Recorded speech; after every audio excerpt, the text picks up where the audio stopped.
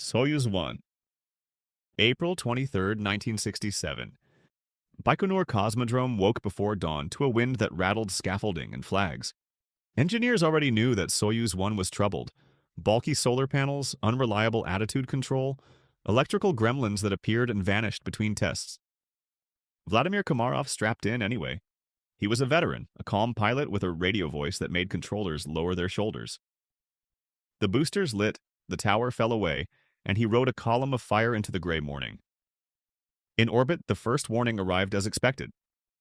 Only one solar panel deployed. Power was thin. He rotated the capsule to drink light, tried to nurse life from batteries designed for plenty, not scarcity ground, suggested workarounds. He acknowledged each one with clipped patience, managing heat, power, orientation, and communications in a relentless loop, hours stacked up. The plan for a second ship to rendezvous was abandoned. Now the mission was survival and return. Komarov ran the capsule like a damaged aircraft. He timed thruster pulses by feel, aligned the horizon with the instrument ball, and fought the tendency of the half-powered craft to wander. He reported calmly about star sightings and panel shadows, then about the re-entry window marching closer. When controllers cleared him for deorbit, he sounded almost relieved. He deserved a landing on firm step and the welcome of ground crews. The retro rockets fired. The cabin shook. He dropped into early morning air over Orenburg, falling under a sky that should have lowered a parachute like a blessing. The drogue came out. The main canopy fouled and did not blossom. The capsule fell fast and hard and struck the plane. Flames took what the impact did not. They found him still in the harness, a pilot who had kept flying the machine until there was nothing left to fly. Soyuz 11. June 30th, 1971. After weeks aboard the world's first space station, 3 men prepared to come home. Salute 1 was cramped, noisy, and miraculous. They had troubleshot bulky systems, filmed the Earth's thin blue curve, and turned a steel cylinder into a place that felt briefly like life. The spacecraft Soyuz 11 undocked in darkness, its small windows glowing with instrument light. Re-entry was a choreography they knew by heart. Seats reclined. Suits were unpressurized, as was Soviet practice on that model. They spoke quietly about checklist lines, about the first meal on the ground, about family the separation pyros fired. There was a sharp sound that was not on any list. A pressure equalization valve, jostled open by forces at staging, cracked to space. In seconds, the cabin betrayed them. Air fled. The needle on the gauge swept down.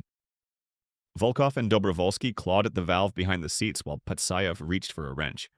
Breath went ragged, then thin, then impossible. The men who had orbited the Earth now felt the universe's true weightlessness, not the float of freefall, but the emptiness that denies lungs their purpose. Below, the descent module fell on schedule. On the step, recovery crews watched it drift under parachute and land soft. They approached with routine caution, then urgency, then dread. The hatch jammed, then opened. Inside were 3 men still buckled, faces peaceful as sleep, with dark traces along the ears that told the story no words could. They had lived farther from home than any humans before them and died in the only place more remote, a small capsule where 1 valve and 1 minute decided everything. Space Shuttle Challenger, January 28, 1986. Florida was cold that morning, cold enough to leave frost on metal and doubts on paper. Teachers waved flags. Children clutched homemade signs. The countdown resumed, and the shuttle stack rose through its own steam cloud. Challenger leapt clean and bright into blue air. 70 seconds is a long time when everything works.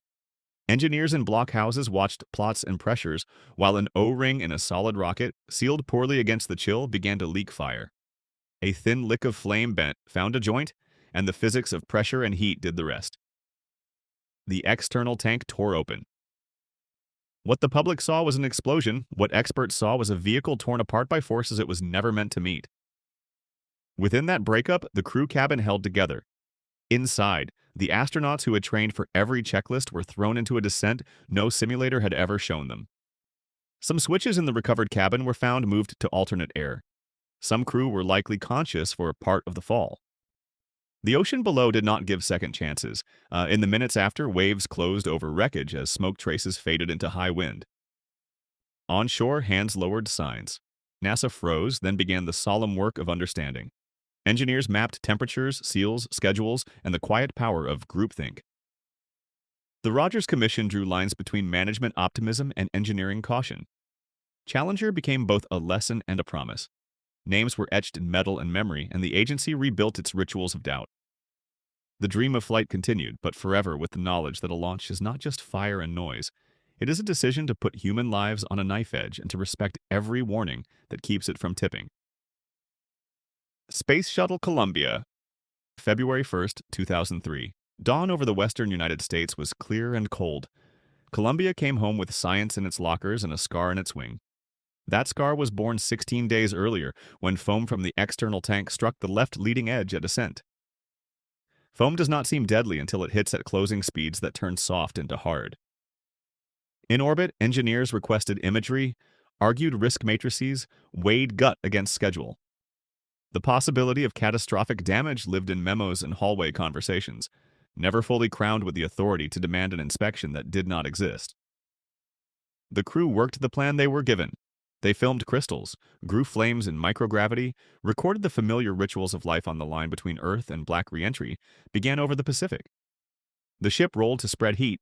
Sensors in the left wing reported temperatures rising beyond expectation. Then sensors stopped reporting and all small pieces of glowing aluminum flaked from the wing. The plume that should have flowed smooth became turbulent, then savage. The vehicle yawed. Controllers called data. The crew called the checklist. Over Texas, the wing failed. Superheated air surged into structure. The shuttle lost shape the way a burning leaf loses its edges. The crew cabin separated as forces multiplied past survival. On the ground, long white threads crossed the sky, beautiful and terrible.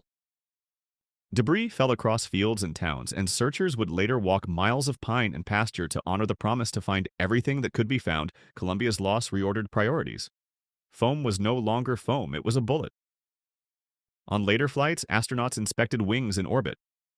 The program learned again that space does not forgive assumptions, and that every unknown wants to be named before it becomes a headline. X-15 Flight 191, November 15th, 1967. The desert looked like an ocean turned to stone. The X-15, a black arrow with stub wings, dropped from its mother ship and lit its rocket. Mike Adams rode acceleration like a surfer finds the face of a wave.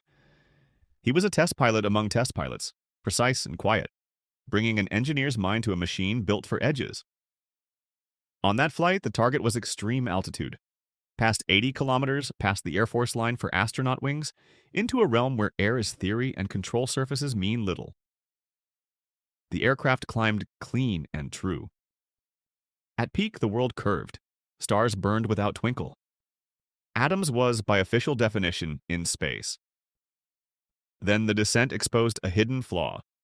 A guidance computer error whispered a wrong orientation. Small deviations grew. The X-15 rolled slowly, then faster. At hypersonic speeds, small becomes not small. Adams fought back with reaction thrusters and control inputs that made sense until the instruments stopped making sense.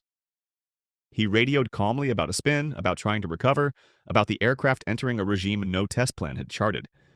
He pierced denser air still tumbling aerodynamic forces, now awake, grabbed the airframe and twisted it beyond design. The aircraft came apart in the thin air over the Mojave, scattering pieces across miles of sand and scrub. The parachute never had a chance. Adams was later awarded astronaut wings, a recognition of where he had been before he was lost. At Edwards, a plaque and a black pole marked the desert like a sundial, pointing at a moment when a human being stood between numbers and nature and did not step back.